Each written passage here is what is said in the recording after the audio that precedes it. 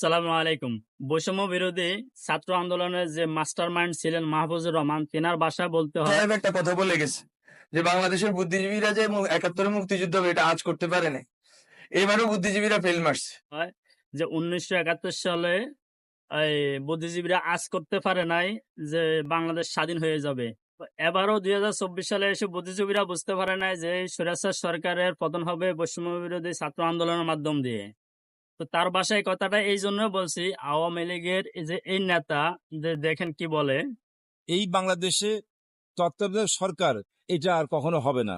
তিনি বলতেছে বাংলাদেশের সংবিধান থেকে তত্ত্বাবধায়ক সরকার উঠিয়ে দেওয়া হয়েছে, তত্ত্বাবধায়ক সরকার আর হবে না বাংলাদেশের সংবিধানে। তো তিনি এইটা বুঝতে পারে নাই, এভাবে তাদেরকে ক্ষমতা ছাড়তে হবে, এভাবে তাদেরকে চলে যেতে হবে, সেটা তারা চিন্তা করে নাই, বুঝে নাই, ভাবতে পারে নাই, যার কারণে তিনি এই কথাটা বলছেন যে তত্ত্বাবধায়ক সরকারের বিধান আর কখনো কার্যকরী হবে না।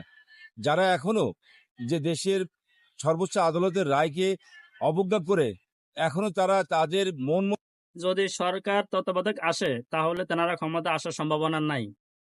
যার কারণ হলো তত্ত্বাবধায়ক সরকার আসলে যে হয়তো বিএনপি আসবে বা ইসলামী দলগুলো একত্রিত হয়ে সংগঠন হয়ে একসাথে তারা আসার সম্ভাবনা আছে, আওয়ামী লীগ কখনো আসবে না। তারা চাইছিল যে বাংলাদেশটা বহির্বিশ্বে দেখবে যে গণতন্ত্রই আছে, কিন্তু আসলে ব্যক্তিগতভাবে তাদের বিতর্কতভাবে এটা রাজতন্ত্র হয়ে গেছে, তারা ওইভাবে তারা দেশটাকে পরিচালনা করতে চেয়েছিল।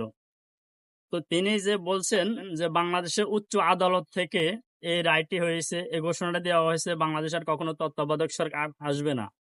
তো তিনি বুঝতে পারে নাই যে তেনাদেরকে এভাবে দেশ ছাড়তে হবে, এভাবে পালাতে হবে, এভাবে ক্ষমতা ছাড়তে হবে, নিজেদের মন গড়াভাবে সংবিধান তৈরি করে। যার কারণে সংবিধানে যদিও লেখা থাকে তত্ত্বাবধায়ক সরকার আর ক্ষমতা আসবে না বা তত্ত্বাবধায়ক সরকারের আমলে কখনো কোনো ইলেকশন হবে না। তেনারা চাইছিল কি ইলেকশন না দিয়ে যা হবে সব সিলেকশনে হবে, এমপি মন্ত্রী যত কিছু হবে, যেহেতু তেনাদের আয়ত্তে সবকিছু, দিনের ভোট রাত্রে করে, তাহলে অবশ্যই তেনারা সিলেকশনে সবকিছু করে ফেলতে পারবে। তো তেনার কথাটা যে আপনারা শুনলেন, তিনি যে কথাটা বলল যে বাংলাদেশে কখনো তত্ত্বাবধায়ক সরকার আসবে না, তো এখন কি তত্ত্বাবধায়ক সরকার আসছে? ঠিকই আসছে। আল্লাহ যেটা করে, আল্লাহর কাজ আল্লাহ ঠিক মতো সময় মতোই করে।